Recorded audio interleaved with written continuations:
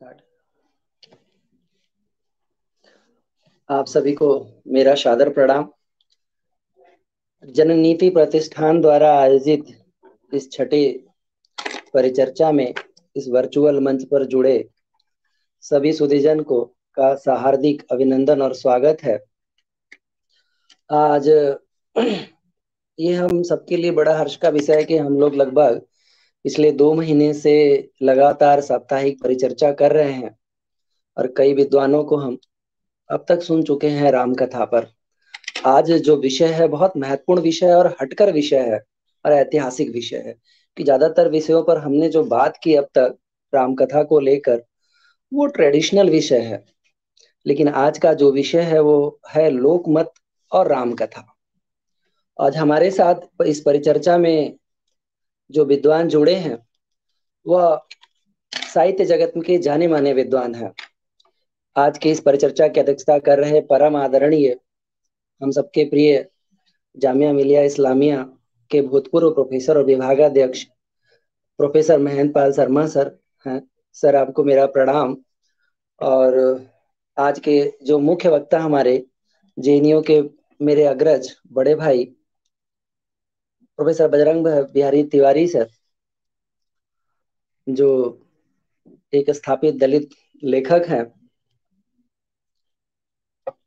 मैं विषय को आगे बढ़ाऊं इससे पहले कि मैं अपने मुख्य वक्ता प्रोफेसर बजरंग बिहारी तिवारी सर का एक संक्षिप्त परिचय अपने श्रोताओं के सामने रखना चाहता हूं। हालांकि बजरंग सर को कौन नहीं जानता, लगातार पत्र पत्रिकाओं में लेखन और विभिन्न मंचों पर सर विभिन्न विषयों पर बोलते सुने जाते हैं, फिर भी कुछ एक औपचारिकता है। तो मैं सर का एक संक्षिप्त परिचय अपने श्रोताओं के लिए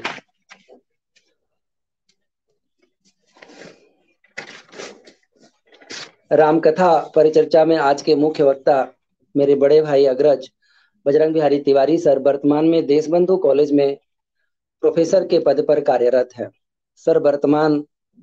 सर के पास लगभग एक लंबा अध्यापन का अनुभव है और विभिन्न प्रशासनिक पदों पर कार्य करते रहे हैं। वैसे तो आप विभिन्न विषयों पर पत्र पत्रिकाओं में लिखते भी रहे हैं, लेकिन आपका प्रिय विषय खासकर मध्यकाल और दलित विमर्श है। और सबसे बड़ी बात है कि सर एक, जैसा मैंने शुरू में ही कहा, कि एक स्थापित लेखक हैं। जब दलित विमर्श प्रारंभ हुआ तो एक बहुत बड़ा विमर्श लेकर था, गैर दलित और दलित को लेकर, लेखन को लेकर।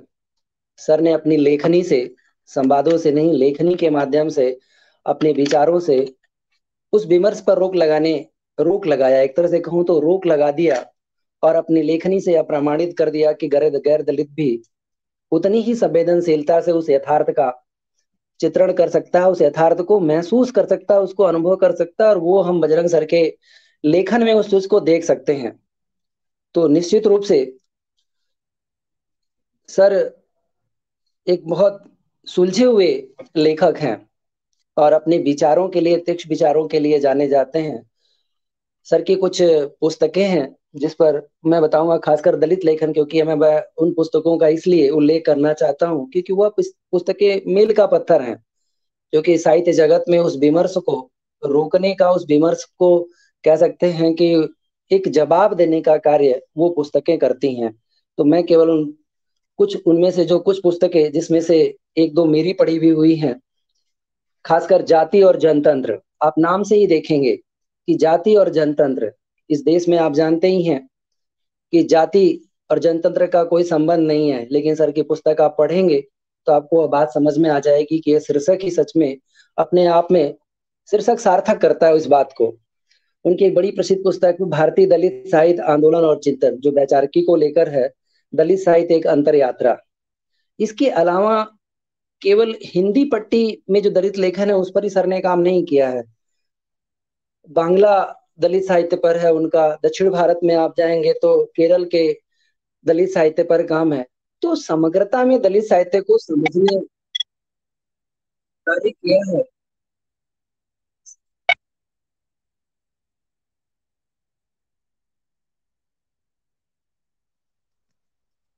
संतोष जी, आपकी आवाज नहीं आ रही। हाँ सर, आ रही है आवाज वो थोड़ी। जी जी जी। तो कुल अगर हम कहें तो सर, आपने मध्यकाल से लेकर, खासकर मध्यकाल से लेकर दलित लेखन तक अपनी वैचारिकी के माध्यम से अपना एक स्थान बनाया है। तो निश्चित रूप से आज हम ऐसे विद्वान वक्ता का राम कथा पर, खासकर क्योंकि राम कथा पर सच में बात करना जितना सरल लगता है उतना ही कठिन है। कठिन इसलिए है कि जनमानस राम कथा से बहुत गहराई से जुड़ा हुआ है। और हम राम कथा पर जो भी बात कहते हैं, और वह बहुत सोच समझ कर करते हैं और उस पर विचार करते हैं। क्योंकि लोकमानस, जनमानस, आम जनमानस राम कथा को सुनता है, जानता है, उसके जन जीवन में है। तो मैं सर को इससे पहले कि उनके मुख्य भाषण के लिए आमंत्रित करूं, मैं बस एक दो बातें कहकर, क्योंकि ऐसे मेरे साथ जो जुड़े हुए वक्ता हैं, निश्चित रूप से उनके सामने तो मैं क्या बोल पाऊंगा, और वो बोलना भी वो मूर्खता होगी। फिर भी एक दो मेरी जिज्ञासाएं हैं जिनको मैं रखते हुए सर को मैं आमंत्रित करूंगा। तो हम ये जानते हैं कि राम कथा सच में कालजयी है। और समस्त उत्तर भारत में जो लोक जीवन है, उस जीवन में अपनी सामाजिक समस्याओं को देखने का काम, सामाजिक समस्याओं को सुलझाने का कार्य, एक तरह से कहें तो मार्गदर्शक की भूमिका निभाता है राम कथा या रामचरितमानस राम कथा। यानी, और इस बात का प्रमाण हम देखेंगे, चाहे वो किसान हो, मजदूर हो, पढ़ा लिखा हो, शिक्षित हो, अशिक्षित हो, वे सभी अपनी बात जो है राम कथा के विभिन्न सूत्रों के माध्यम से कहते हैं। और हम, मैं खुद इसका प्रत्यक्ष प्रमाण हूं कि मेरे दादाजी को रामचरितमानस की चौपाइयां याद थी। हर बात पर वह एक चौपाई सुना दिया करते थे। थोड़ी सी अपनी बात को और आगे बढ़ाऊं तो निश्चित रूप से आखिर वो क्या सूत्र हैं जो कि राम कथा लोकमानस में इतना प्रचलित है। और मैं ये मानता भी हूं और मुझे लगता भी है कि राम कथा को जितना लोक जीवन ने जीवित रखा है, जितना सहेज कर रखा है, शायद शहरी जीवन में उस तरह से नहीं है।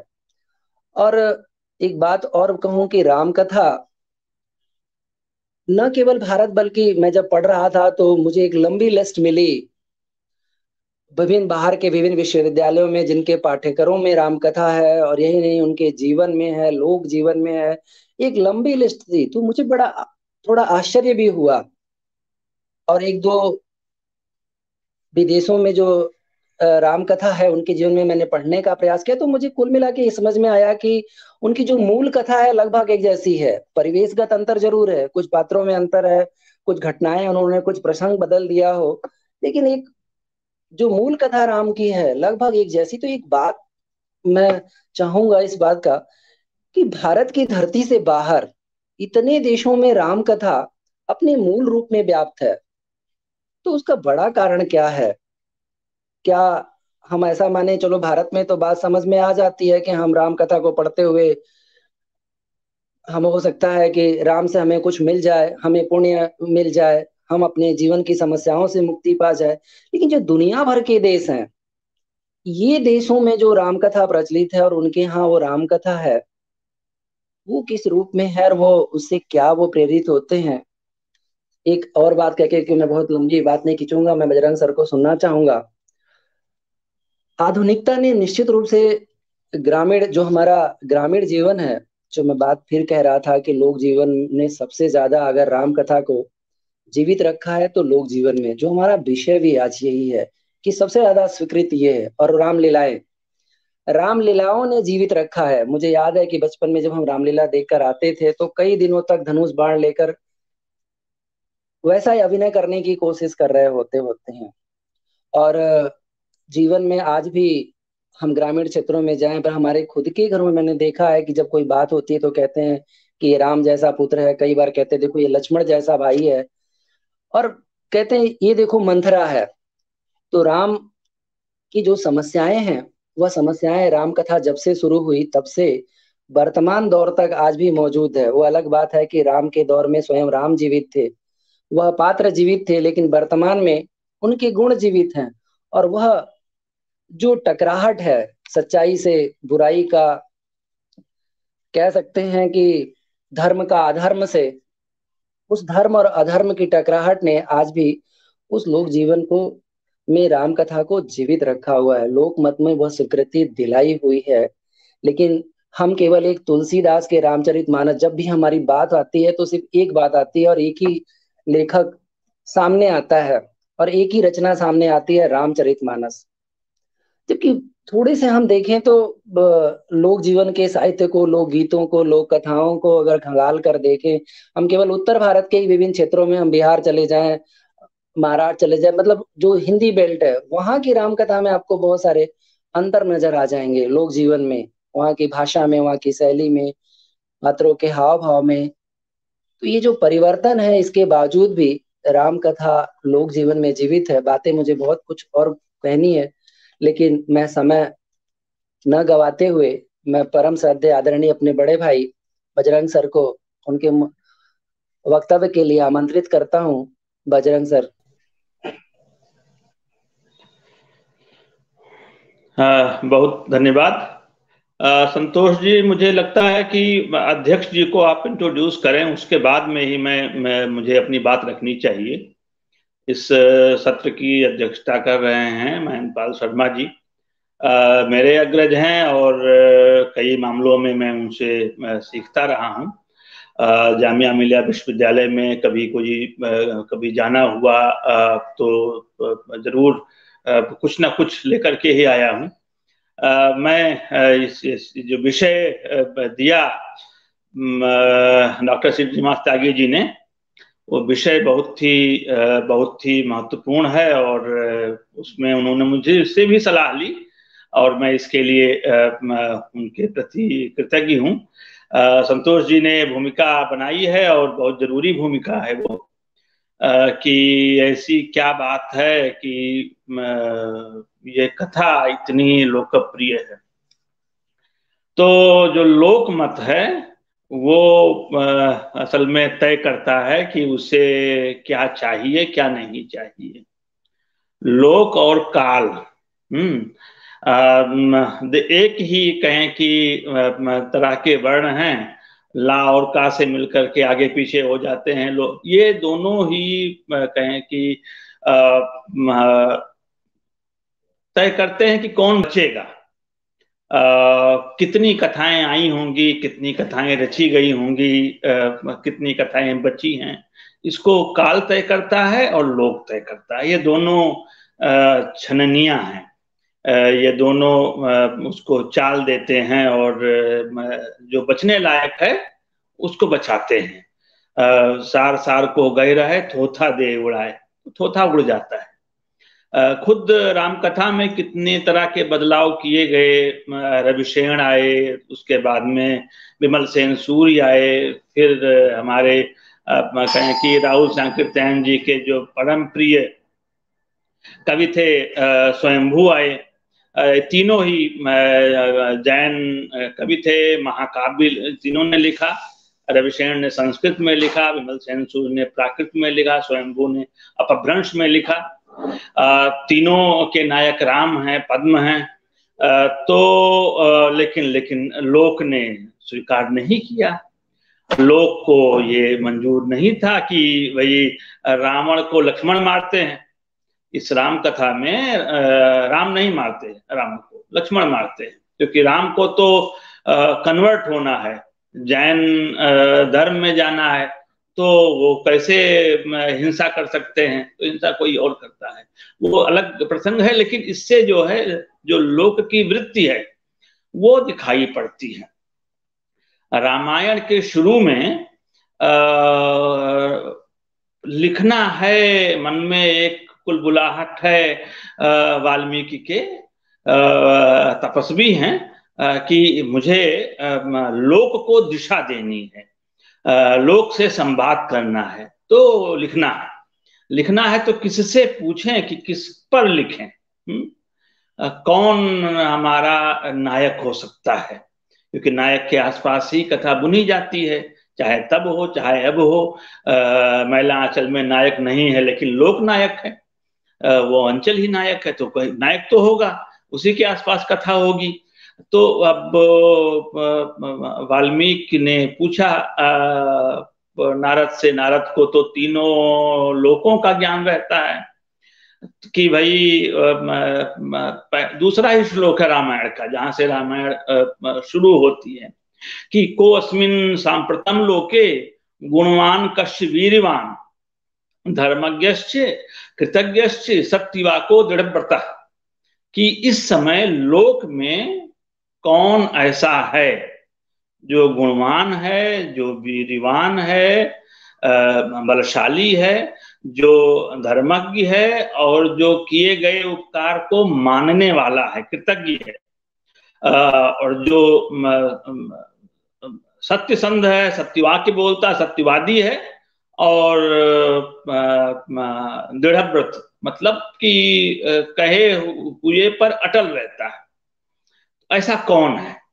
तो उस पर जो जवाब दिया नारद ने, वो यही है कि इक्ष्वाकु वंश प्रभो रामो नाम जनेशुता नियत आत्मा महावीर्यो द्युतिमान धृतिमान वशी, कि जन के बीच, देखिए लोक भी है, जन भी है, जननीत प्रतिष्ठान की बात है, दोनों में थोड़ा सा अंतर है, लेकिन जन जो है वो उसको बहुत फोकस कर देता है लोक को। जन प्रबुद्ध होता है, लोक में प्रबुद्धता लोका मति के भोरा, ऐसा कहा गया है कि लोक में सब कुछ चलता है, लेकिन जन जो है वो तो बहुत ही सोच समझ करके कुछ मतलब किसी को स्वीकार करता है, अस्वीकार करता है। तो जनों के बीच में राम के बारे में सुना जाता है, जो नियतात्मा है, जो जितेंद्रिय हैं, जो बहुत बलशाली हैं, जो द्युतिमान हैं, कांति वाले हैं, जो बुद्धिमान हैं, वशी हैं, जिन्होंने अपनी इंद्रियों को उच्छृंखल नहीं छोड़ा है। और उसी में आखिर आगे आकर के एक 12वां श्लोक है कि धर्मज्ञ सत्य संधस्य प्रजा नाम चा हिते रतः यशस्वी ज्ञान संपन्न शुचिर्वश्य समाधिमान, कि वो राम कैसे हैं जिनके बारे में जन जानता है, चर्चा करता है, जो जनप्रिय हैं, वो धर्मज्ञ हैं, वो सत्य संध हैं, सत्य का संधान कर सकते हैं, सत्यवादी हैं, और जो प्रजा के हित में रत रहते हैं, यशस्वी हैं, ज्ञान संपन्न हैं, पवित्र हैं, समाधिमान की आत्मस्थ है। तो ये कई लंबी लंबी सूची है इसकी, राम के गुणों की। तो ऐसा कोई व्यक्ति नायक वही हो सकता है आपकी। एक प्रसंग तो यह है, यहीं से कविता की, काव्य की शुरुआत होती है। भारत में तो होती ही है, दुनिया में भी होती होगी, नहीं मालूम है। कहते हैं आदि कवि सिर्फ भारत के नहीं हैं, हर जगह के लिए हैं। दूसरा प्रसंग जो है आदि कविता का, वो यह कि कविता तो ऐसे नायक की कथा है जिससे लोक प्रेरणा लेता है, जिससे लोक अपनी राह तय करने में निर्देश लेता है। लेकिन जो दूसरी चीज, दूसरा इसका हिस्सा है, यहां से कविता नहीं शुरू हुई। कविता शुरू हुई जब क्रौंच वध होता है। क्या है कि क्रौंच वध माने तमसा नदी पर नहाने जा रहे हैं, रास्ते में ये चीज घटित होती है कि दो जो युगल हैं, पक्षी द्वय हैं, क्रौंच और क्रौंची, उसमें क्रौंच को मार देता है शिकारी, और उस पर अनायास उनके मुंह से, कोई तैयारी नहीं की है, लेकिन अनायास उनके मुंह से निकल जाता है कि जाओ, तुमको प्रतिष्ठा न मिले, तुमने तो इस तरह से अपकार्य किया है। तो दूसरा जो है वो एक नायक की बात है। दूसरा जो अपनी बात, नायक तो अपनी बात बोल सकता है, लेकिन जो क्रौंची है, जो मादा पक्षी है, वो तो अपनी बात तो नहीं बोल सकती, उसका विलाप कवि के अलावा और कोई सुन नहीं सकता। तो कविता का दूसरा काम यह है, कथा का दूसरा काम यह है, काव्य का दूसरा दायित्व यह है कि जो अपनी बात नहीं बोल सकता है उसकी बात कवि बोलेगा, उसका पक्ष कवि प्रस्तुत करेगा। श्लोक शोका श्लोकत्व आगता, कि श्लोक कैसे है, कविता बनती कैसे है, बनती है शोक से। मतलब दो धाराएं हैं जिन जो मिला करके कविता का निर्माण करती हैं। एक धारा आदर्श वाली है और एक धारा शोक वाली है। दोनों जब मिलती हैं तब कविता बनती है। तो और मतलब इसमें यही है कि नायक नायक को तो लोग जानते हैं, नायक तो अपनी बात कहता है, लेकिन ये जो क्रौंची है, ये जो मानवेतर प्राणी हैं, ये अपनी बात नहीं कह पाती। इसकी इनकी बात जो है वो वो कवि कहता है, साहित्यकार कहता है। जो लोग ऐसा मानते हैं कि साहित्य मनुष्य की कहें कि अभिव्यक्ति है सिर्फ, वो अधूरी बात करते हैं। मनुष्य की भी है और मानवेतर की भी है, जो मनुष्येतर हैं उनकी भी है, दोनों की है। दोनों को मिला करके बात पूरी होती है। जो अपनी बात कह सकते हैं ऐसे ऐसे मनुष्य, और जो अपनी बात नहीं कर सकते ऐसे मनुष्य और मनुष्येतर दोनों। तो इनको देख करके अगर आपके आंखों से आंसू नहीं निकले, अगर आंख से ही न टपका तो फिर लहू क्या है, ये असल में कवि का कवि के लिए ये एक निर्णायक कथन है। अगर अगर आप रो नहीं सकते, अगर आप उसके दुख से असंतृप्त रहते हैं, तो आप कुछ भी हो सकते हैं, वैद्य हो जाएंगे, शूरवीर हो जाएंगे, न्यायाधिकारी हो जाएंगे, कभी नहीं हो सकते। कभी होने के लिए आपके भीतर शोक का होना जरूरी है, और वो शोक आपका अपना नहीं होगा। देखा एक दुखी निज भाई, दुख की छाया पड़ी हृदय में, झट उमड़ वेदना आई। तो जो भी दुखी है वो कवि का भाई है, वो कवि का निकटतम है, और उसके दुख की छाया पड़ती है और फिर कविता बनती है। तो दोनों दोनों दोनों बातें चलती हैं, साथ साथ चलती हैं।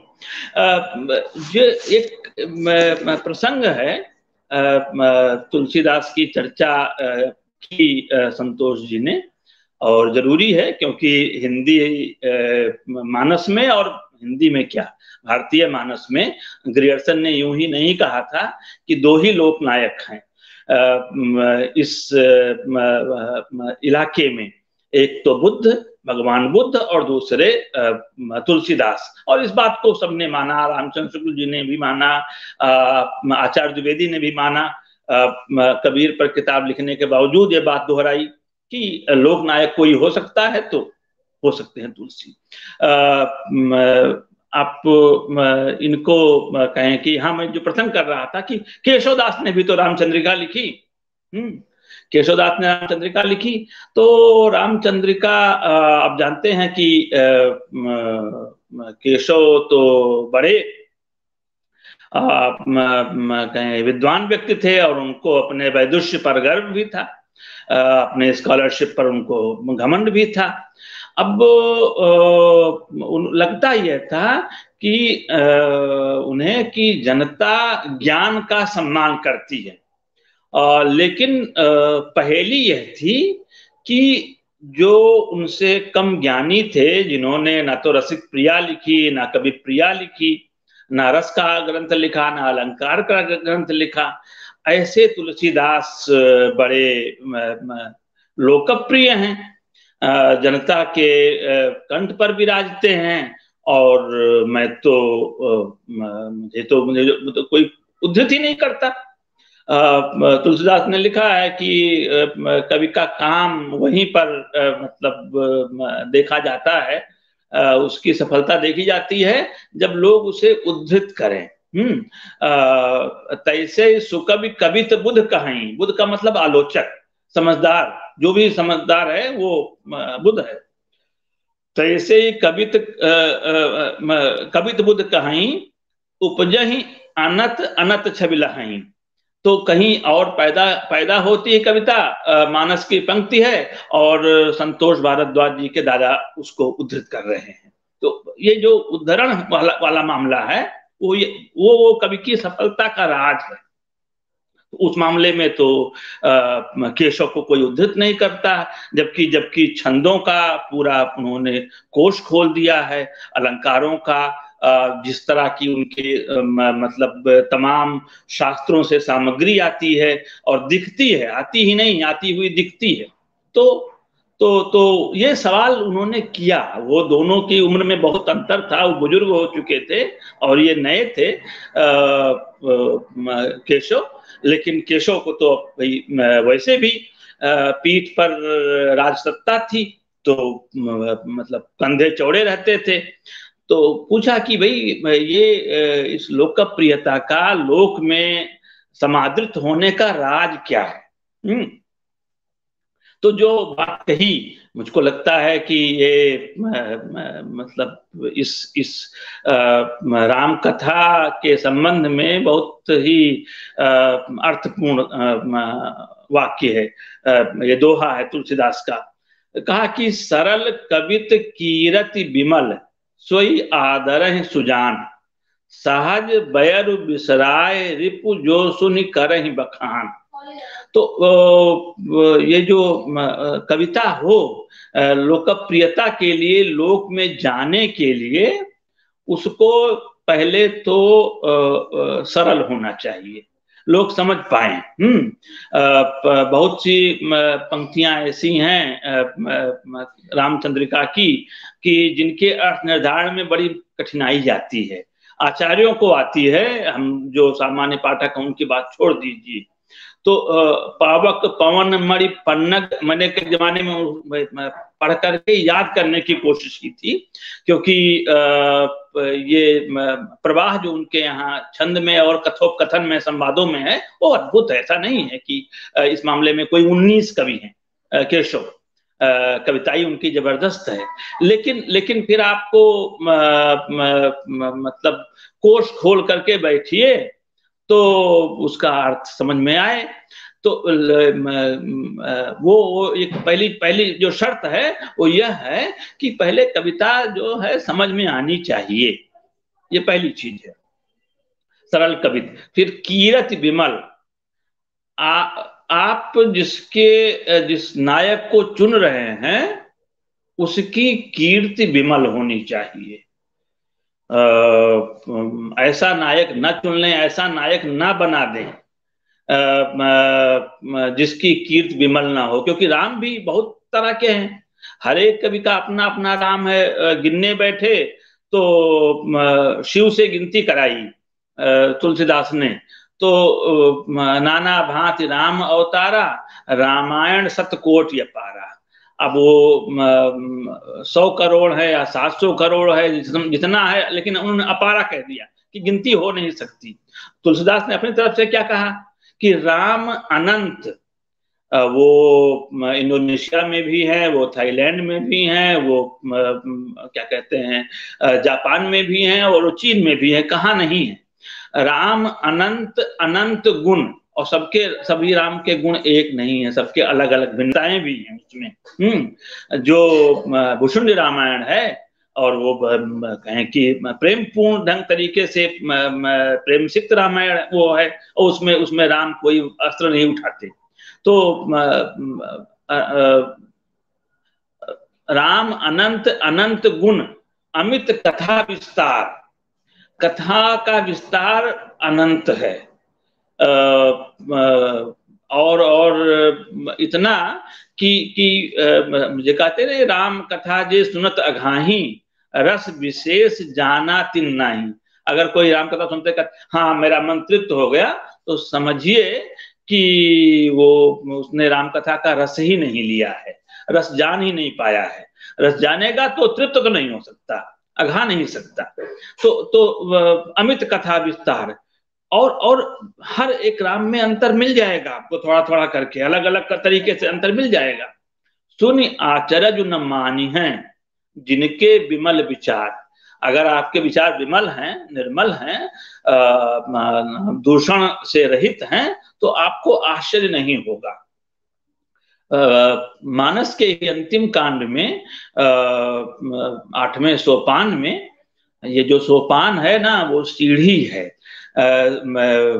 वो एक तालाब की कल्पना की तुलसीदास ने, और कहा कि उस तक पहुंचने के लिए भाई ये 7 सीढ़ियां हैं, उसके बाद में तालाब है, वो सरोवर है, नहाने का काम आपका है, उसमें हम नहीं, लेकिन हमने सीढ़ी बना दी। जहां पर उत्तरकांड खत्म होता है, सरोवर वहां से शुरू होता है। इस बात को समझिए, इसके पहले सीढ़ियां ही हैं, वो सरोवर नहीं है। सरोवर को सीढ़ी ना समझिए, सीढ़ी अलग है। सीढ़ी बना करके दे दी कि ये देखिए 7 सीढ़ियां हैं, उसके बाद में आप उतर जाइए, जो इस जल के साथ जो करना है सो कीजिए, लेकिन समझिए कि इस जल में यहाँ न विषय कथा रस नाना, जो वासना की कथा है यहाँ नहीं मिलेगी।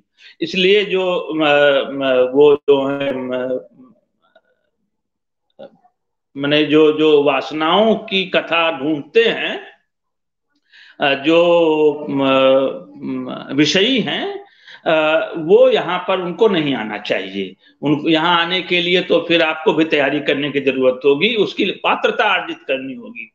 तो ये एक जो बात कही उनसे केशव से, फिर आगे उन्होंने एक बात जोड़ी है उसके बाद में कि सो न होए बिनु विमल मति, यह संभव नहीं होता अगर कवि का चरित्र बेदाग नहीं है तो। कवि को भी विमल मति वाला होना पड़ेगा, कविता समझ में आने लायक हो, आपका नायक कैसा आप बनाएं जो कहें कि विमल चरित्र वाला हो, अनुकरणीय हो, और खुद आप अनुकरणीय हो। अब आप रामचंद्रिका भी लिखते हैं और जहांगीर जसचंद्रिका भी लिखते हैं, दोनों तो लिखा केशवदास ने ना, रामचंद्रिका भी है, जहांगीर जसचंद्रिका भी है। तो और जहांगीर जसचंद्रिका में आप देखिए, वो रोचक अलग अलग अलग अध्ययन का विषय है, वो हमारे इसमें नहीं आएगा, लेकिन फिर भी उसमें 2 लोगों के बीच में, कर्म और विवेक के बीच में झगड़ा है, तो वो दोनों जाते हैं, उद्यम और भाग्य के बीच में झगड़ा है, ये दोनों जाते हैं शिव जी के पास। शिव से कहते हैं कि भाई इसका निपटारा कर दीजिए कि उद्यम बड़ा है कि भाग्य बड़ा है। तो शिव ने कहा कि अब ये इसके लिए हमसे क्या पूछते हो, जाकर के धरती पर बहुत सारे लोग हैं उनसे पूछो। तो कहा कौन है, तो कहा बहुत सारे राजा हैं, बादशाह हैं। तो कहा नाम बताइए। तो उन्होंने, शिव जी ने कहा कि जहांगीर के पास चले जाओ, जहांगीर जो है बता पाएंगे कि दोनों में बड़ा कौन है, उद्यम बड़ा है या भाग्य बड़ा है। आए जहांगीर क्या जब पहुंचे तो भाई बहुत स्वागत सत्कार हुआ, शिव जी ने भेजा है निर्णय के लिए। तो जैसे जैसे काकभूषण ने बहुत सत्कार किया था गरुण का, कि शिव जी ने भेजा है, तो यहाँ पर भी शिव जी ने भेजा है, तो बड़ा मतलब मामला वैसा है। तो और फिर उनको मौका मिलता है हमारे केशवदास को, और वो उसमें दरबार का, उससे पहले हाथियों का, घोड़ों का, महल का खूब जम करके वर्णन करते हैं। तो बैठाया, आसन दिया, बात करते रहे जहांगीर। जहांगीर को बड़ा न्यायी माना समझा जाता है, लेकिन अगर आप उनकी आत्मकथा पढ़ें तो बहुत सी चीजें खुल करके सामने आ जाती हैं। खैर, तो अंत में कहा कि देखिए दोनों ही बड़े हैं, कर्म से भाग्य बनता है, भाग्य से कर्म बनता है, कोई छोटा कोई कहें कि बड़ा नहीं है, दोनों बराबर ही हैं। तो इसलिए आप को सम्मान देता हूं, और इस तरह से उनको विदा किया। तो ये तो यह है। फिर दूसरा चरित्र भी लिखा, सिर्फ वो नहीं लिखा, क्योंकि वो ओरछा नरेश के आश्रित थे, दरबार के कवि थे। तो गालिब वजीफा खार हो, दो शाह को दुआ। शाह ये आज वाले नहीं, वो भी हो सकते हैं, लेकिन ये तो बहादुर शाह जफर हैं गालिब के लिए। तो अगर आप वजीफा लेते हैं तो आपको शाह को दुआ देनी होगी। तो अब सो न होए बिन बिमल मत, तो फिर मत जो है, जब आप शाह को दुआ देंगे तो फिर बिमल मत नहीं रह जाएगी। ऐसी उम्मीद की थी।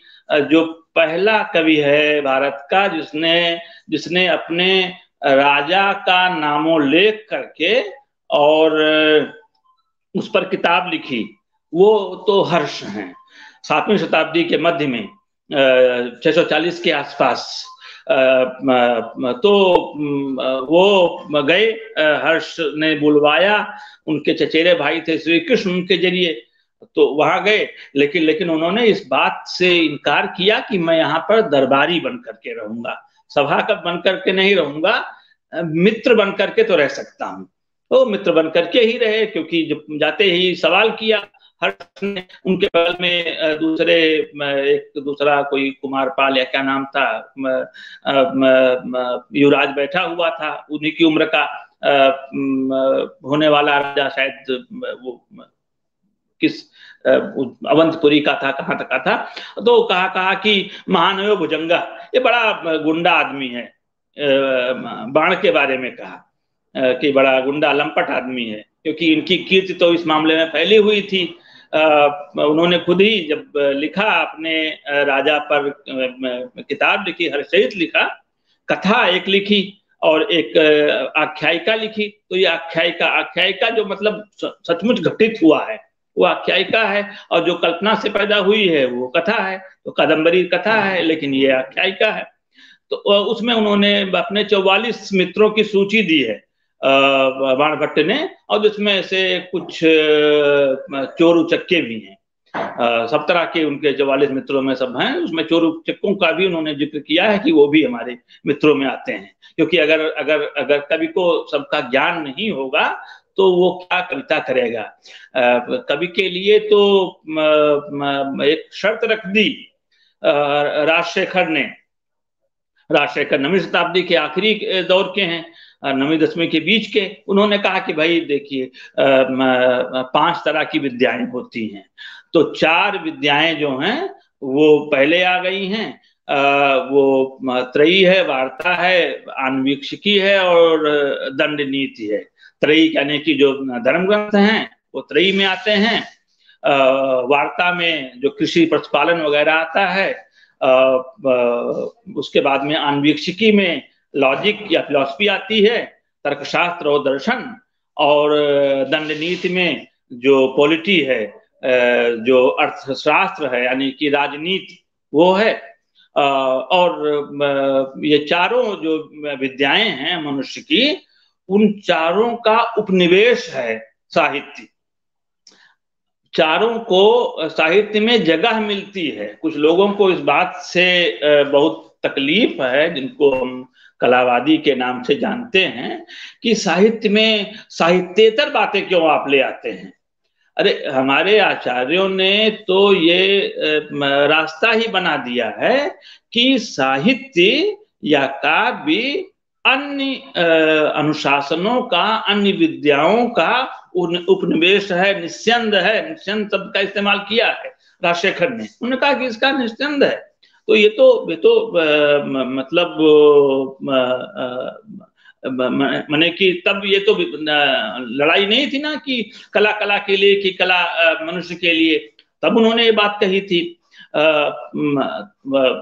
कि ये बाकी विद्याओं का उपनिवेश है। तो इसलिए इसको इसी रूप में मानना चाहिए कि अगर कभी आप कविता करना चाहते हैं तो आपको आलू के भाव से लेकर के और सोने के भाव तक सब मालूम होना चाहिए। जो कुछ भी घटित हो रहा है सबका थोड़ा थोड़ा ज्ञान सबका होना चाहिए, तभी आप कविता कर पाते हैं। इसीलिए इन्होंने हर्षचरित में बाणभट्ट ने एक टिप्पणी की कवियों के ऊपर। और टिप्पणी क्या थी? उन्होंने कहा कि हमारे समय में, अभी देखिए 1300 साल पहले की घटना है, 1300 साल पहले की, 640 के आसपास से लिख रहे हैं। लिखा कि संत श्वान युवा संख्या जाति भाजो गृहे गृहे, कि ये जो कवि हैं ये श्वानों की तरह, कुत्तों की तरह, जैसे कुत्ते असंख्य हैं वैसे कवि भी असंख्य होते हैं। कवियों की संख्या की गिनती और कुत्तों की संख्या की गिनती नहीं हो सकती। संत श्वान युवा संख्या, श्वान की तरह असंख्य हैं कवि, घर घर में गली गली में भरे हुए हैं।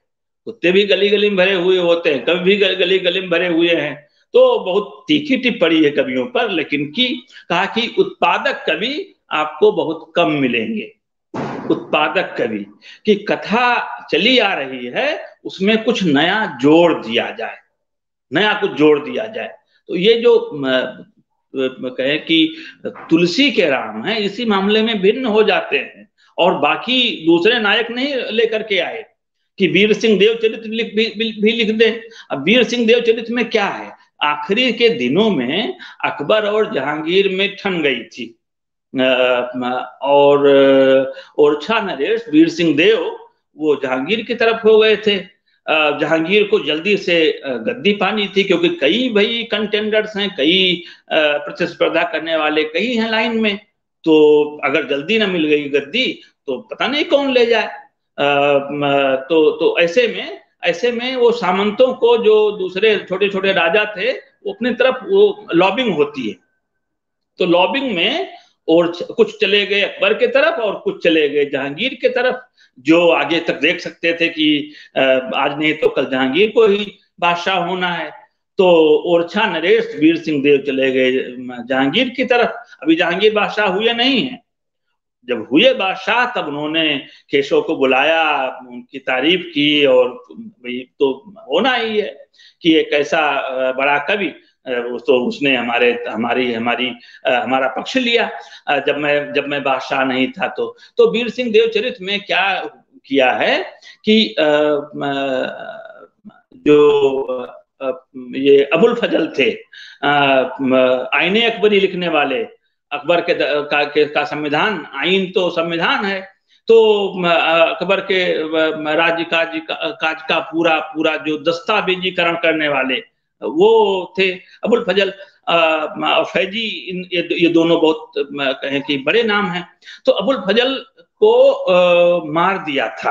अबुल फजल तब तक बुजुर्ग थे, तो वीर सिंह देव ने मार दिया उनको। ये कोई समझिए कि बहुत वीरता की बात नहीं है, लेकिन इसी मतलब अबुल फजल एक स्कॉलर को मारने के से क्योंकि बहुत सारे मुद्दों पर वही राय दिया, मशविरा दिया करते थे अकबर को। तो अकबर कमजोर हुए तो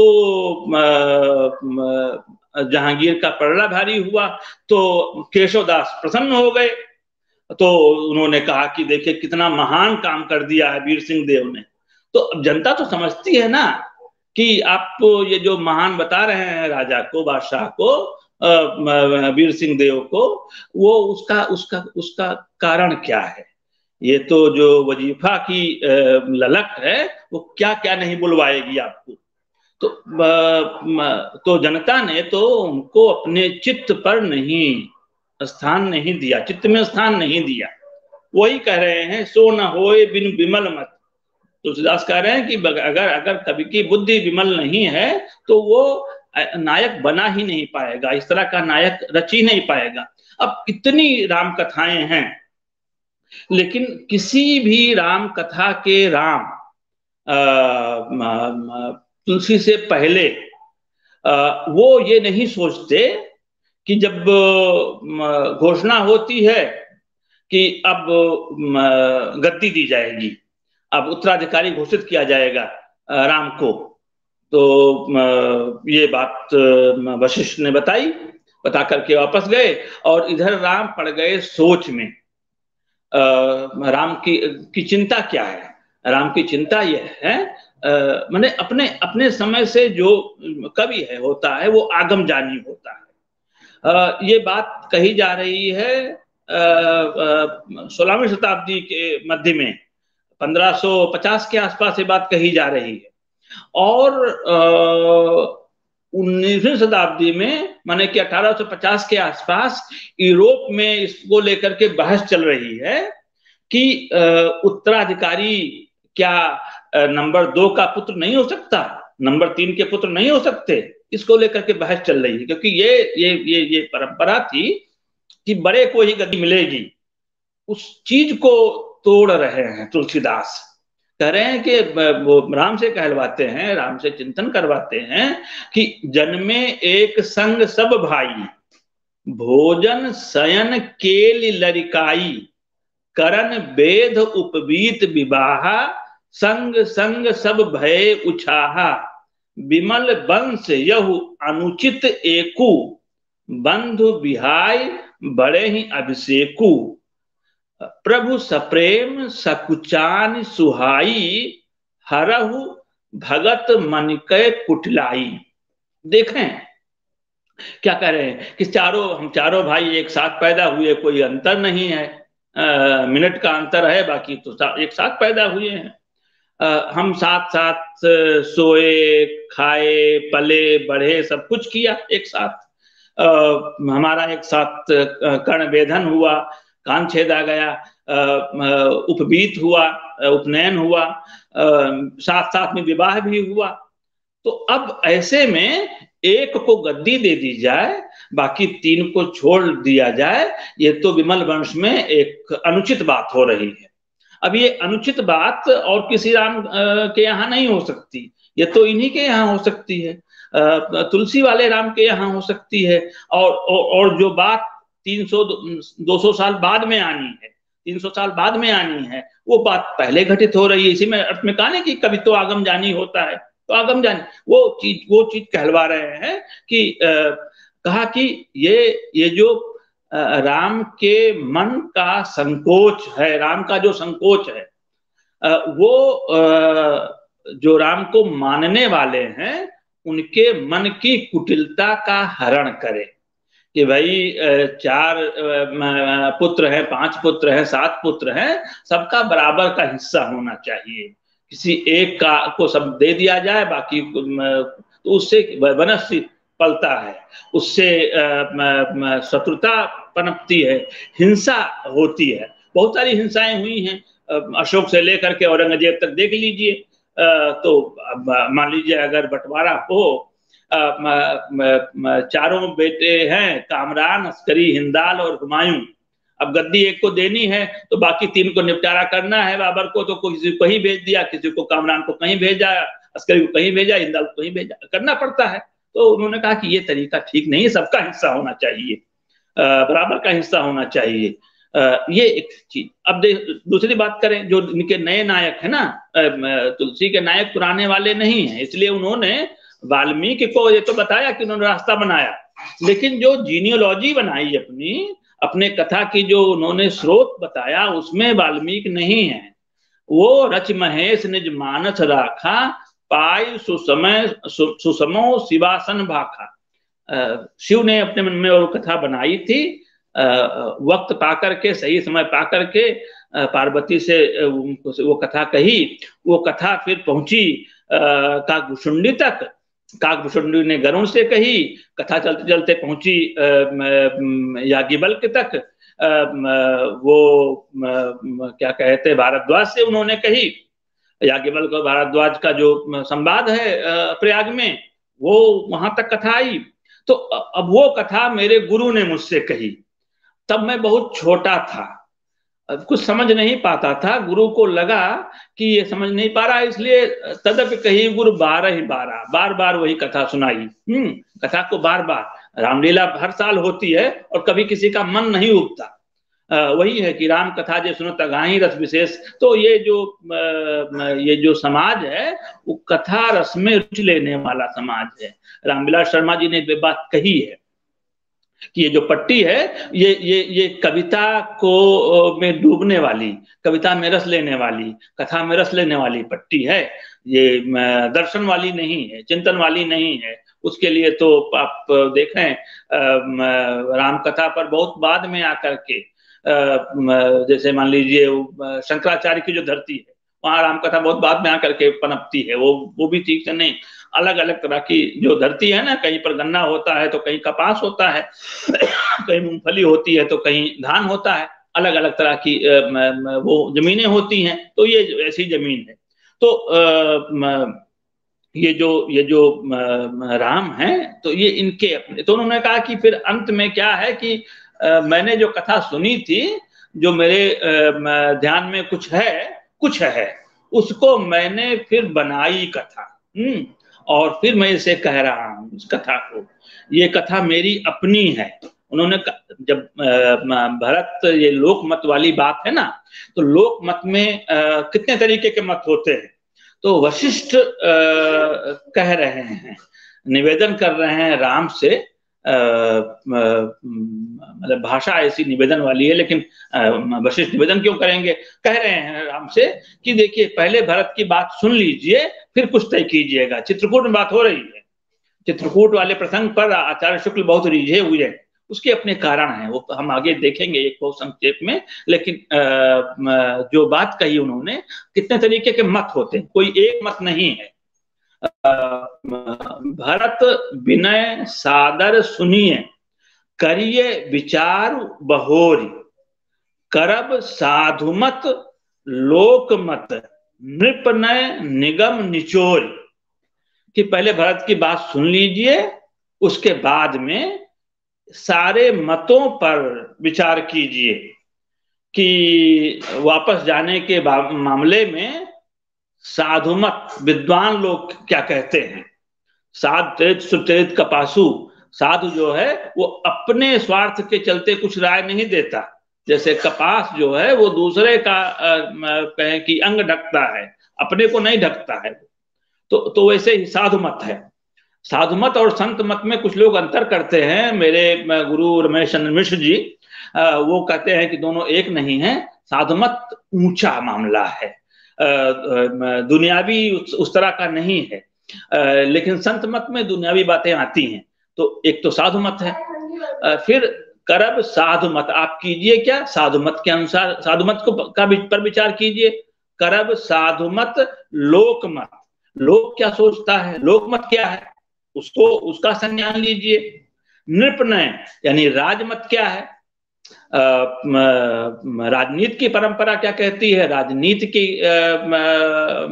जो उसका मंतव्य है वो क्या कहता है। और निगम निचोर, निगम का मत, निचोर यानी मत, जो वेद मत है, वो वेद मत को आखिरी में जगह दी, लेकिन जगह दी उन्होंने।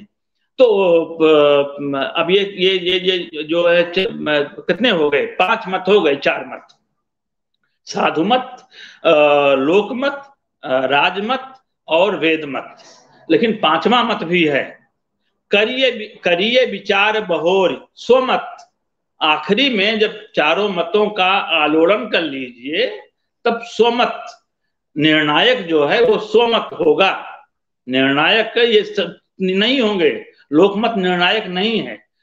लिखा है तुलसीदास ने कि लोकमत की बहुत परवाह करेंगे तो निर्णय नहीं ले पाएंगे, तपस्या नहीं कर पाएंगे, साधना नहीं कर पाएंगे। इसलिए लोक मत की बहुत परवाह नहीं करनी चाहिए। लोक मत को दिशा तो देनी चाहिए, लेकिन लोक मत के अनुसार ढल नहीं जाना चाहिए। ये बहुत बहुत बहुत अच्छी नसीहत है। तो 5 मत हैं। तो लोक मत महत्वपूर्ण है और बहुत महत्वपूर्ण है, लेकिन वो एकमात्र नहीं है। उसके साथ संत मत है, उसके साथ राजमत है, उसके साथ वेद मत है, और जो निर्णायक है, जिसके लिए आपको जिम्मेदार ठहराया जाएगा, वो तो स्वमत है। जनता ऐसा करती है इसलिए मैंने ऐसा किया, तो उसमें कोई बख्शता नहीं है आपको। आपने क्या सोचा, तो स्वमत, निर्णायक जो है वो स्वमत है। लेकिन महत्व सबको देना है, संज्ञान सबको लेना है। तो ये बाकी मत आते हैं। तो जो मैं बात कह रहा था, जैसे मान लीजिए एक प्रसंग है, प्रबंध के साथ जो है वो प्रबंध को पढ़ने की और मुक्तक को पढ़ने की के तरीके अलग अलग हैं। दोनों को एक कर देंगे तो किसी के साथ न्याय नहीं होगा। अब देखें इनके यहाँ भोजन करत बुलावत राजा, नहीं आवत तज बाल समाजा। ये एक पंक्ति है। अगर आपको पूरा प्रसंग मालूम है, प्रबंध में तो यही है कि पूर्वापर से आप इसको जोड़ सके। पूर्वापर से नहीं जोड़ सकते तो फिर अर्थ नहीं ग्रहण कर पाएंगे। तो राजा भोजन कर रहे हैं और राम को बुला रहे हैं। राम जो है वो नहीं आवत तजी बालकों के बीच में खेल रहे हैं, आ नहीं रहे हैं। आ नहीं रहे हैं तो देखते ही आप ये कहेंगे कि भाई खेलने में उनका मन लगा हुआ है, लेकिन खेलने में मन नहीं लगा हुआ है। ये है राम का स्वभाव जानिए, लोक में समादृत क्यों है ये इसको समझिए। जो जो जो नारद ने कहा वाल्मीकि से, उसको देखिए कि ये राम कैसे हैं कि भाई ये सारे बालक तो मेरे साथ ही खेल रहे हैं सुबह से, तो क्या मुझे अकेले को भूख लगी होगी? भूख लगी होगी तो सबको लगी होगी, जितने भी बालक खेल रहे हैं, हम उम्र जितने आए हुए हैं, सबको बुलाइए तो मैं भी आ जाऊं। अकेले आकर के मैं खा नहीं सकता, अकेले आकर के मैं अपना पेट नहीं भर सकता, अकेले आकर के राजा की थाली के साथ बैठ नहीं सकता। सबको बुला लीजिए, सबको बुला लीजिए, मैं आ जाऊंगा। ये जो कहें कि लोक नायक है, वो इसी तरह का जनता इसी तरह के नायक को अपनाती है, पहचानती है। दोहावली में एक बात कही है, एक बड़ा अच्छा दोहा है कि राजाओं का तो सिलसिला चलता रहता है, लेकिन कई ऐसे राजा हैं जो कुनय पर चलते हैं, अनीति पर चलते हैं। जनता उन्हें जैसे कोई कांटा चुभ जाए निकाल करके फेंक दे, हाँ उसको, लेकिन कुछ देर तक दर्द करता रहता है। जब भी उसका जिक्र आएगा तो दर्द के साथ आएगा। कहा जनता ऐसे राजा को इसी भाव में याद करती है, उसने सताया था। बाकी उसके हृदय में वो ही राजा स्थान पाता है, उसी राजा को जगह मिलती है। जो फिर उन्होंने कहा कि वो जो सूर्य की तरह है, जो जब लेता है तो मालूम नहीं चलता, जो वाष्पीकरण होता है, और जब बरसता है तो सब भीग जाते हैं। तो इस तरह का अगर है तो फिर वो जनता के चित्त में विराजमान रहेगा।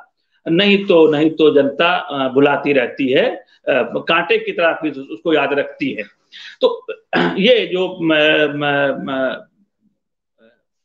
लोकमत वाली बात है कि लोक निर्णायक तो है लोक, लेकिन लोक की जो वो है, उसकी जो कलेक्टिव मेमोरी है वो सीमित है, और वो सीमित है तो वो अपने काम की चीज ही रखती है।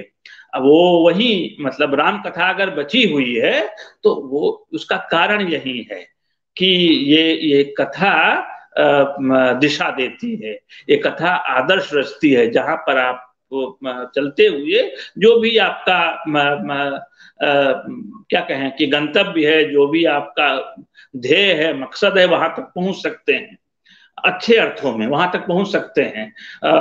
नहीं तो उन्होंने एक बात कही, तुलसीदास ने कहा कि मैं जो कहना चाहता हूं, ये कथा तो उसका ढांचा है, कहना मुझे जो है उसको उस तक पहुंचने के लिए आपको खुद परिश्रम करना पड़ेगा।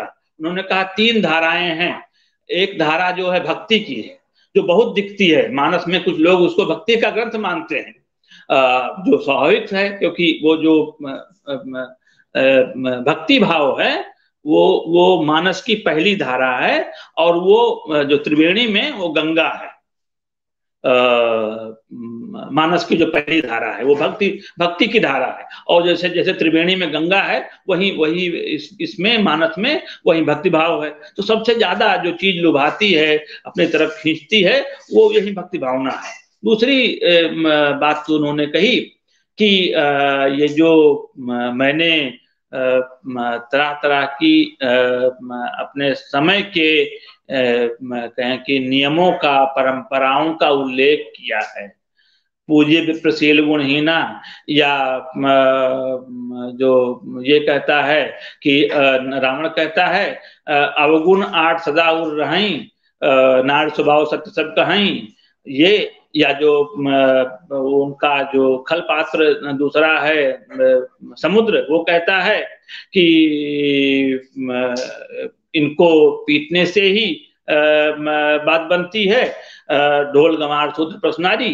तो ये जो है, उन्होंने कहा ये जो धारा है, ये भी धारा इसमें है, क्योंकि जो कलिवर्ज है, कल के नियम है, जो वर्ण व्यवस्था जाति व्यवस्था के से जुड़ी हुई चीजें हैं, उससे तो अलग नहीं जा सकते। कोई यूटोपियन स्टेट की बात तो कर नहीं रहे हैं, वो तो बात कर रहे हैं एक्चुअल समाज की, वास्तविक समाज की। तो ये तो काट कर देख, उन्होंने कहा ये यमुना है। अब यमुना इन दिनों चर्चा में रही है, क्योंकि उसमें जिस तरह के झाग बने, जिस तरह से उसका पानी विषैला हो गया, दिल्ली वाले तो उसको खास तौर से जानते हैं, लेकिन बाकी दुनिया उसको देख रही थी। तब भी सूरदास के यहाँ देखिए कालिंदी अतिकारी, तब भी विषैला पानी इसका हुआ था। जो वर्णवाद के नियम हैं, जातिवाद के नियम हैं, ये बड़े विषैले नियम हैं। इसलिए दूसरी धारा है वो यमुना की धारा है, कालिंदी की धारा है, जो बड़ी विषैली धारा है। उसमें बहुत, वह जो यमुना के से कछार, कहाँ की पंक्ति है? सरोज स्मृति की है। वह जो यमुना के से कछार, पद फटे बिवाई के उधार, खाए के मुख ज्यों पिए तेल, चमरौधे जूते से सकेल, निकले जो लेते घोर गंध, उन चरणों को मैं यथा अंध। चमरौधा जूता पहनिए और जब निकालिए 2-4 घंटे के बाद में जो दुर्गंध आती है, ऐसे ही जब नदी सूखती है, नदी के किनारे जब वो फटता है, नदी का वो जो पाट है, उसमें तो जो दुर्गंध आती है, अगर आप मैंने पर्यवेक्षण किया, अगर आप घूमे होंगे, तो ये जो कान्यकुब्ज ब्राह्मणों का पांव है, इतना दुर्गंध युक्त है। कहते हैं वो यमुना के कछार, मैं तो इलाहाबाद में रहा हूँ, वो दोनों कछार जाता रहा हूँ, यमुना का भी और गंगा का भी। यमुना के कछार में बहुत दुर्गंध है, तो वही ये दुर्गंध युक्त है वर्ण और जाति के नियम। लेकिन समाज की कथा लिख रहे हैं तो तुलसीदास को लिखना है। जो तीसरी धारा है वो समझिए कि सरसई ब्रह्म विचार प्रचारू। तीसरी धारा सरसई यानी सरस्वती की है। गंगा पहली धारा जो दिखती है, जो भक्ति भाव की धारा है, और कुछ लोग जो है वो उसकी तरफ जाते हैं कि जी देखिए उसमें तो लिखा है कि नार स्वभाव सत्य सब कहाई, या उसमें तो लिखा है कि ये सब ताड़न के अधिकारी, वहां से तो वो भी, उसके लिए भी उस तरफ लोग जाते हैं, क्योंकि वहां पर वो कथा मिलती है। जैसा समाज देख रहे हैं वैसा समाज लिख रहे हैं। लेकिन जो अपनी बात है, तुलसीदास कहते हैं वो मेरी बात जो है वो सरस्वती है। सरसई ब्रह्म विचार प्रचारू, मेरा जो ब्रह्म के बारे में विचार है वह तो सरस्वती की तरह है, वो आपको दिखेगा नहीं। मानी हुई नदी है कि देखिए गंगा यमुना और सरस्वती नीचे से बहती है। तो अगर आपको मेरे विचार ज्ञात करने हैं तो आपको नीचे उतरना पड़ेगा, उस 7 सोपान पार करके उस सरोवर में आपको जाना पड़ेगा, उसके बगैर आपको मेरे विचार नहीं मिलेंगे। इसलिए उन्होंने जब अलंकारों की चर्चा की, और मैं इसी पर बात अपनी खत्म करूंगा, मैं खुद भी अध्यक्ष महोदय को सुनना चाहता हूं इस विषय में। मैंने ऐसे ही मतलब श्रीनिवास जी का मैं क्या कहूँ, वो इस तरह का उनका स्नेह है कि उनको मना तो मैं नहीं कर सकता था। बीच में जब कहा, उन दिनों मैं बुखार में परेशान था, तो ये हुआ कि जब ठीक हो जाऊंगा तब कुछ कहूंगा। तो ये जो मैं कह रहा हूं कि सरस्वती वाली बात जब आप कहेंगे, सरसई ब्रह्म विचार प्रचारू, मैं अपने विचारों के प्रचार के लिए, ये जो प्रचार शब्द है उससे पुनः कलावादियों को बहुत दिक्कत होती है कि ये साहित्य प्रचार का काम तो नहीं करता। अरे भाई, जब ये लिख रहे हैं, इससे बड़ा साहित्यकार कौन होगा? तुलसीदास से बड़ा साहित्यकार। वो कह रहे हैं कि मैं अपने विचारों के प्रचार के लिए साहित्य के लिए नहीं कि उसमें आप डूब जाएं, कुछ सोचें ही नहीं, सोचने के लिए ही वो एक किताब लिखी जा रही है। तो वो उन्होंने, मैं कह रहा हूं कि जैसे अलंकारों की बात की, तो अलंकारों में उन्होंने दो को ही महत्व दिया है तुलसीदास ने। अलंकारों का तो अप्पय दीक्षित को देखिए 123 अलंकार हैं, तो पूरा मतलब कि उसका कोश ही खुला हुआ है। लेकिन उन्होंने दो ही को महत्व दिया तुलसीदास ने। एक तो क्या है वो पंक्ति याद कीजिए, धुनि अवरेब कवित गुण जाति। ये जो कविता के गुण जाति के बारे में उन्होंने कहा कि ध्वनि का मतलब ध्वनि, पहली चीज ध्वनि अलंकार भी है, ध्वनि संप्रदाय भी है। तो ध्वनि जिसमें अर्थ आपको जो चीज होगी जो शब्दों में है वहां नहीं, अर्थ की प्रतीयमानता होती है। जैसे मोती में जो चमक है वो चमक है नहीं, उसमें भौतिक रूप में नहीं है, वो झलकती है। वैसे ही जो ध्वनि है वो प्रतीयमानता में दिखाई पड़ती है, प्रतीयमान होती है। उसको आपको एहसास करना होता है, देखना होता है, उसके लिए बहुत धैर्य चाहिए, गौर से आप देखेंगे तब वो चीज दिखेगी। धुनि अवरेब कवित, अवरेब क्या है? अवरेब का मतलब होता है वक्रोक्ति। जो चीज कही, जिसे काक वक्रोक्ति के रूप में बहुत चर्चित है सीता का ये कथन। जब भी कोई काक वक्रोक्ति का देता है उदाहरण, काक माने बोलने में जो टेढ़ी बात है, मतलब टेढ़ी बात तो ये बहुत उसका सरलीकरण हो गया कि तुम्हें उचित तप मौका भोगू, मैं सुकुमारी नाथ बन जोगू। ये वक्रोक्ति का उदाहरण है कि अरे आप तो बहुत वन के लायक हैं और मैं तो सिया सुकुमारी हूँ, आपके लिए जंगल जाना उचित है और मेरे लिए यहाँ पर महल में बैठ करके सेवा करवाना। ये कहा क्या जा रहा है? जो कहा जा रहा है वो अर्थ नहीं है, अर्थ तो कुछ दूसरा है कि जैसे आप जा सकते हैं वैसे मैं भी जा सकती हूँ, लेकिन वक्रोक्ति ऐसे होती है, सीधे बात आपको नहीं समझ में आएगी, उस पर आपको रुक करके सोचना होगा। लेकिन उससे भी ज्यादा जो कठिन है, जिस अर्थ का जब तक आप साहित्य में रमे हुए नहीं है तब तक आप ध्वनि तो कम से कम नहीं पकड़ सकते। ध्वनि के लिए तो आपको फिर आनंद वर्धन से लेकर के, अभिनव गुप्त से लेकर के और बाद में ध्वनि आचार्यों की लंबी परंपरा है, उनके तरफ बहुत विनम्र भाव से जाना होगा कि जरा समझाइए कि कविता का अर्थ निकलता कैसे है, ये जो विचार है, विचार को पकड़ें कैसे। अब मेघदूत है ना, दोनों भाग उसके हैं, पूर्व मेघ उत्तर मेघ, 118 के आसपास मंदाक्रांता छंद है। तो अब उसमें संदेश कितना है? मेघ यहाँ जाना, वहां रुकना, वो देखना, वहां कोई नहा रहा होगा, वहां कोई कपड़े साफ कर रहा होगा, वहां कोई प्रेम कर रहा होगा, ये कर रहा होगा, मतलब पूरा उसी में घुमाते रहे। लेकिन संदेश कितना है? संदेश जो है वो 4-5 छंदों में ही है। तो जो संदेश होता है कविता में वो बहुत बहुत छोटा होता है। संदेश बड़ा हो गया तो कविता नहीं रह जाएगी। जो विचार है तुलसीदास का इसमें वो बहुत छोटा है। वो कौन सा विचार है उस पर आज बात नहीं करेंगे, लेकिन सिर्फ ये कह रहे हैं कि ये जो धुनि और रेब की बात कर रहे हैं और जो सरस्वती की बात कर रहे हैं, सरसई ब्रह्म विचार, मैं अपने विचारों के प्रचार के लिए कहा कि जो बरसे बर बारी विचारू, हो ही कवित मुक्ता मनि चारू।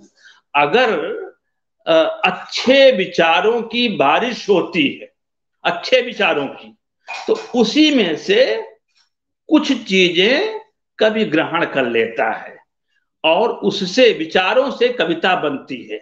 लेकिन उसके अलावा बहुत सी चीजें होती हैं कविता बनाने के लिए कि बहुत दिनों तक वो सीप पड़ा रहता है समुद्र में, बरस पर बरस बीते एक मुक्ता रूप को पकते, ये अज्ञेय के कथन है, बहुत समय तक वो चीज पड़ी रहती है उसमें। तो ये सब जो उसका कलेवर है, जो उसकी काया है कविता की, वो महत्वपूर्ण है। पंत जी की पंक्ति बड़ी अच्छी लगती है कि क्या है, मैं कृतज्ञ हूँ तुम मेरी आत्मा का पावक करती धारण। मैं कृतज्ञ हूँ देह तृणों के लघु तोने में। देह, मैं तुम्हारे प्रति कृतज्ञ हूँ, काया से कह रहे हैं तुम मेरी आत्मा का पावक करती धारण। जो जो कविता की काया है वह भी इसी तरह से है, वो उस पावक को धारण करती है जिसके बारे में मम्मट ने कहा नियत कृत नियम रहिता। उसी कवि की वाणी सराही जाती है जिसमें नियत के नियमों के पार जाने की हिम्मत हो। नियति के नियम क्या हैं? नियति तो एक प्रकृति को भी नियति कहते हैं, कुदरत जो है। कभी ओला गिर गया, कभी आंधी आ गई। एक दूसरी नियति जो है वो ईश्वर और धर्म, वो भी नियत तय करता है।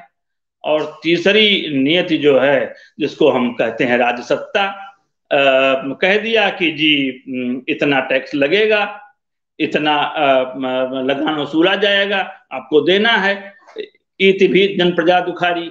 तो तीनों, लेकिन तीनों तरह की नियतियों को के पार जो जा सकती है वो कविता भारतीय कबीर जय, ऐसी कविता की जय हो, ऐसा कहते हैं मम्मट। तो ऐसी कविता की जय हो। तो विचार महत्वपूर्ण है कविता में, उसी से कविता बनती है। लेकिन विचार आपको वो रेडीमेड मिलेंगे नहीं। आपको उसके साथ, उस काया के साथ, उस प्रबंध के साथ, उस कविता के साथ बरसों बरस रहना पड़ेगा, तब जाकर के वो अपने को, अपना अर्थ खोलेगी, उसके बारे में आप कुछ समझ पाएंगे। उसके बगैर नहीं समझ सकते। लोकमत की बात है, उन्होंने कहा तुलसी लोक रिझाइबो करख कातिबो नान।